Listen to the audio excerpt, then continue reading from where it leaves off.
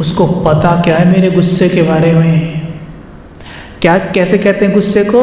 मेरा गुस्सा उसने देखा नहीं है। अमृत वेला, हाँ, और सेवा, और ग्रह किसके भारी है यहाँ पे? Evil soul. ओके, 5 स्वरूप। आज तो बहुत सारा होमवर्क हो गया है ना? राजयोग से सेवा, हाँ, बहुत सारा होमवर्क हो गया। तो सबसे पहले कौन सा टॉपिक लिया जाए? 5 स्वरूप, ठीक है। 5 स्वरूप का अभ्यास सबसे सुंदर अभ्यास है, क्योंकि देखो मन का एक नियम है। हमारा जो ये मन है ना, 80% पास्ट में रहना पसंद करता है, भूतकाल में।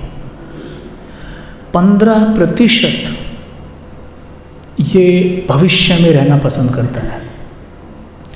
थोड़ा बहुत ऊपर नीचे सबका अलग अलग हो सकता है, ये थोड़े से रिसर्च के द्वारा बताई गई बातें हैं।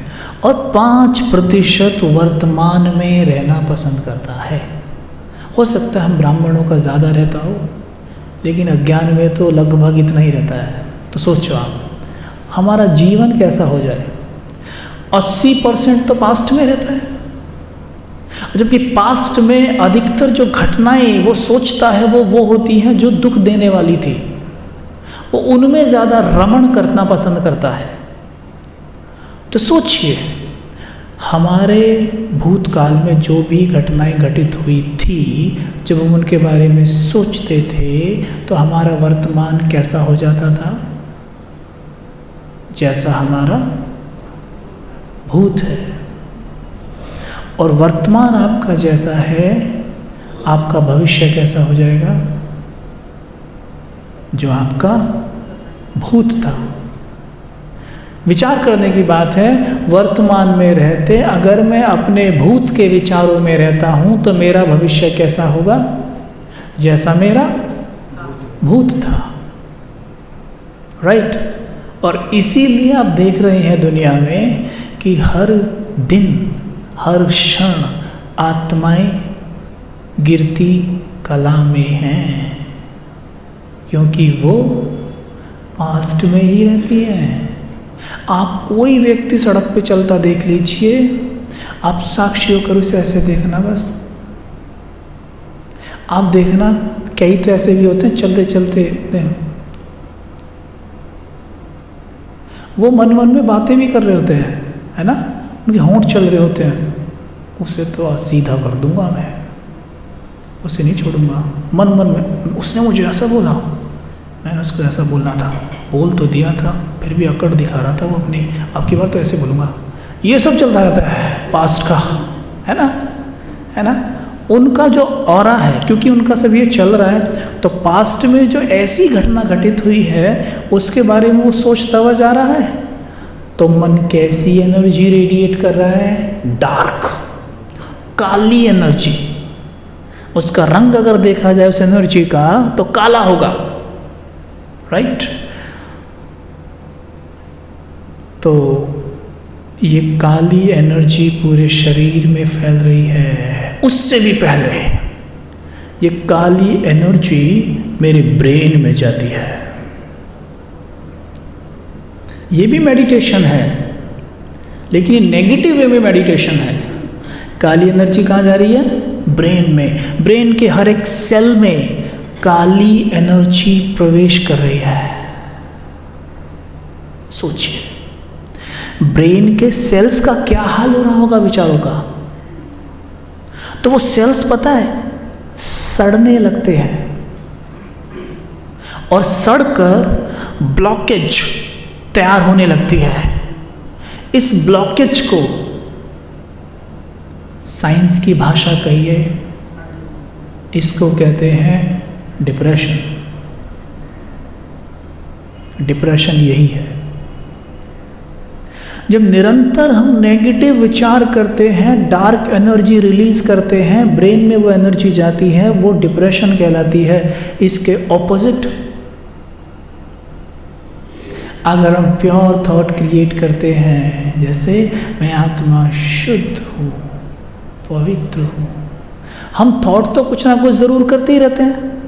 अब सड़क पे जा रहे हैं आप, हमें अपनी स्थिति ऐसी लानी है कि ऑटोमेटिकली, नेचुरली हमें थॉट चल रहा है कि मैं बहुत सुखी हूँ, सब बहुत सुखी हैं, सबका कल्याण हो रहा है, सबको बाबा का परिचय मिल रहा है, सब आत्माएं दुखों से छूट रही हैं। ये है कमाई। इसको कहेंगे चलते फिरते दुनिया को सकाश देना। सकाश, चलते फिरते सकाश दे रहे हो आप, और मुझ आत्मा से बहुत प्योर एनर्जी निकल के मेरे मस्तिष्क में जा रही है और हर एक सेल को चार्ज कर रही है।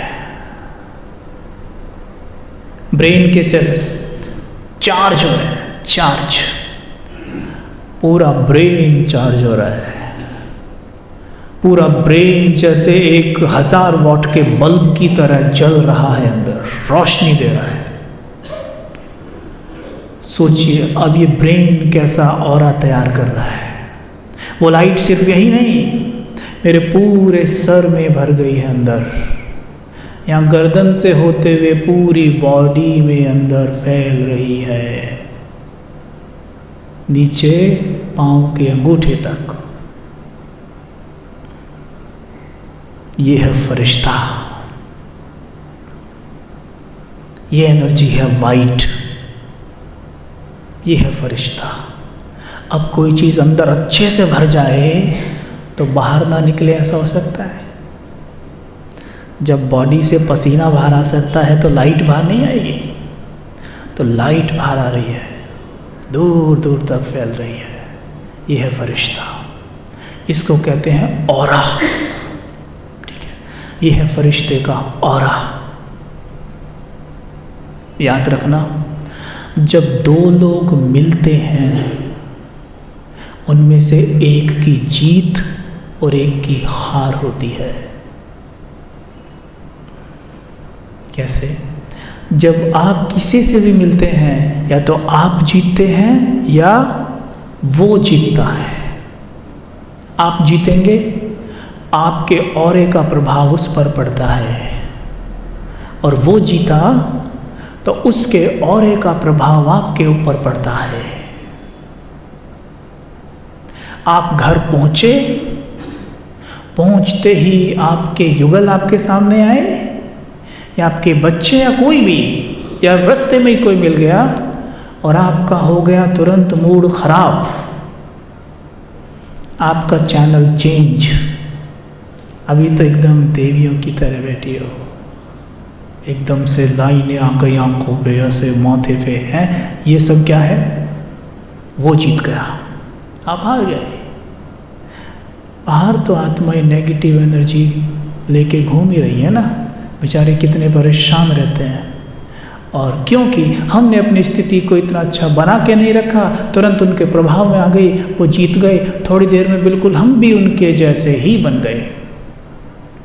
या इसका उल्टा भी हो सकता है, वो परेशान हैं, दुखी हैं, लेकिन आपको देखा और देखते ही उनका मन शांत हो गया, एकदम शांत। हुआ है कभी ऐसा? होता है माताएं, होता है ना? आपको देखा, मन शांत, आपकी विजय हुई। आपकी विजय हुई माना राम की विजय हुई, रावण की हार हुई।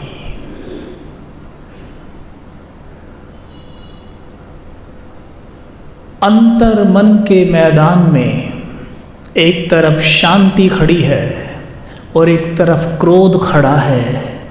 दोनों का बैटल चल रहा है, युद्ध, जिसको बाबा ने मुरली में आज बोला मल युद्ध। किसकी जीत होगी?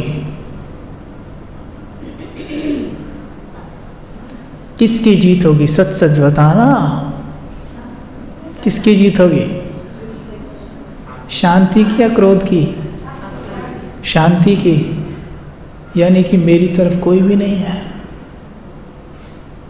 मेरी तरफ कोई भी नहीं है, मेरा साथ देने वाला कोई भी नहीं है। अभी भी मौका है, बदल सकते हो। बोलो किसकी जीत होगी? क्यों? यस, क्योंकि बाबा ने गीता ज्ञान का ही अस्त्र नहीं दिया, फूल दिया है। पकड़ने के लिए नहीं दिया, इसलिए शांति की जीत। Okay, very good.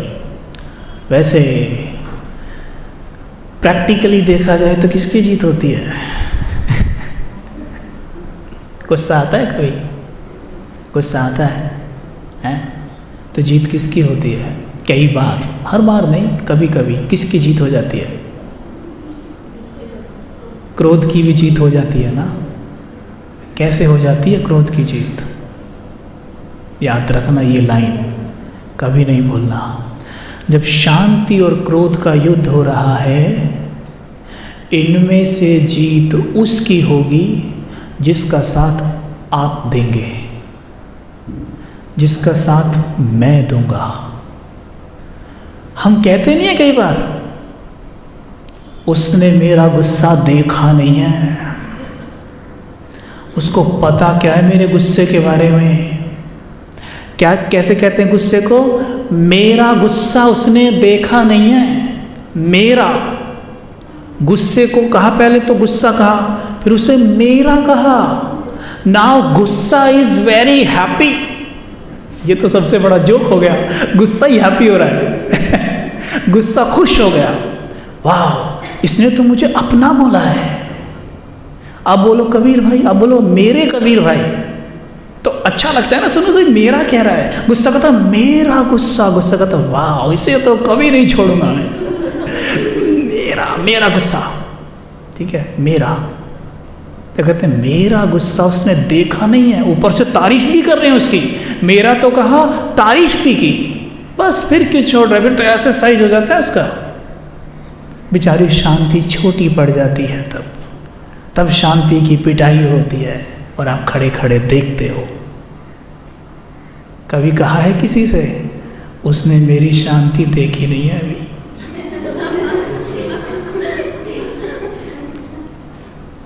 उसका मेरी शांति से पाला नहीं पड़ा है भाई। वो कुछ भी कर ले, मुझे गुस्सा आ ही नहीं सकता।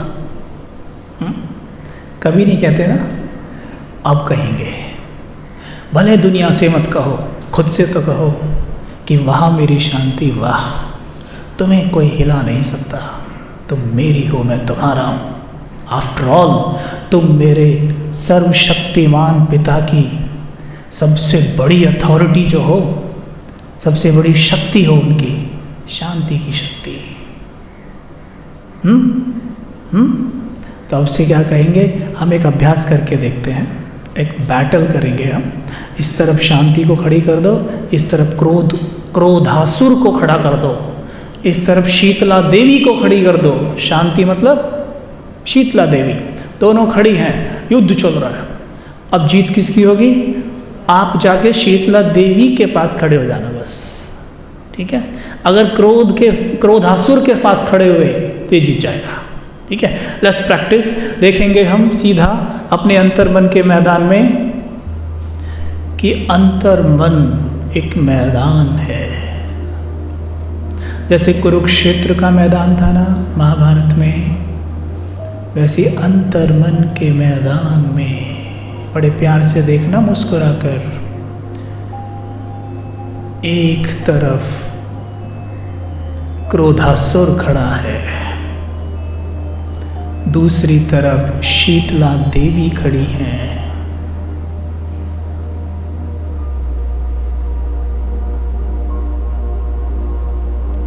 मैं शांति के संग हूँ। बात करेंगे, शांति मेरी है, वो मेरे गले का हार है। मैं आत्मा हूँ ही शांत।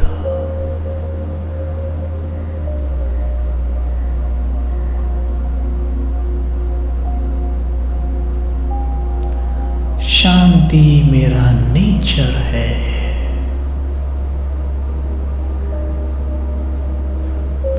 मैं बहुत शांत हूँ, सचमुच बहुत शांत हूँ।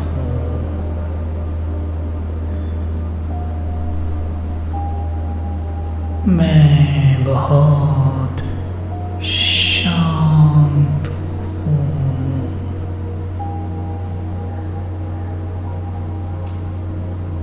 मैं बहुत शांत हूँ।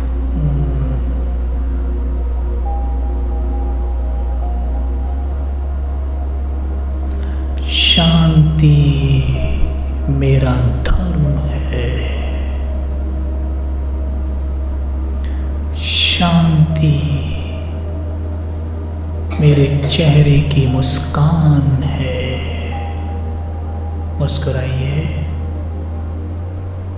शांति मेरी श्वास है। गहरी श्वास लेकर अनुभव करिए। शांति मेरी श्वासों में है।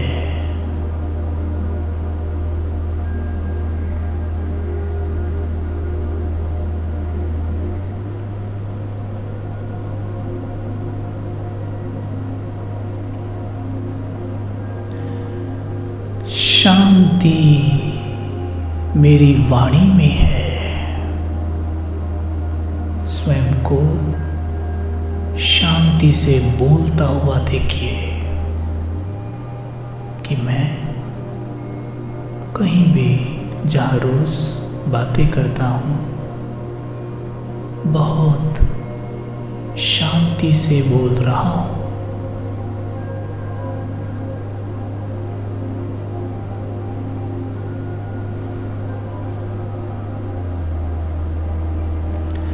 शांति मेरे कर्म में है।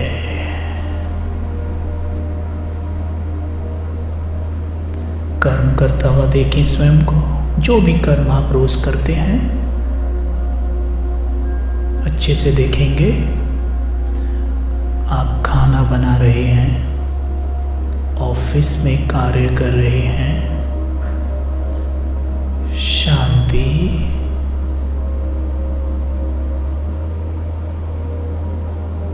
मेरे कर्म में है। मैं कितनी शांति से कर्म कर रहा हूँ।